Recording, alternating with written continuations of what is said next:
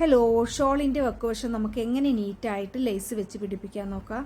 അപ്പോൾ ഇതിന് വേണ്ടിയിട്ട് നമ്മൾ ഇതിൻ്റെ വക്കുവശം ഒരു 1 ഇഞ്ച് നീളത്തിൽ മാർക്ക് ചെയ്തെടുക്കുക.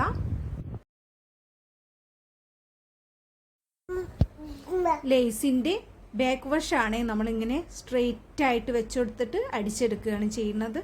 അപ്പോൾ നമ്മൾ സ്റ്റിച്ച് ചെയ്ത് എടുത്തിട്ടുണ്ട്. ഇനി ഇത് 2 മടക്കാക്കിയിട്ട് ഈ സ്റ്റിച്ചിൻ്റെ ലേസിൻ്റെ മുകളിലായിട്ട് നമ്മൾ സ്റ്റിച്ച് ചെയ്തെടുക്കുക.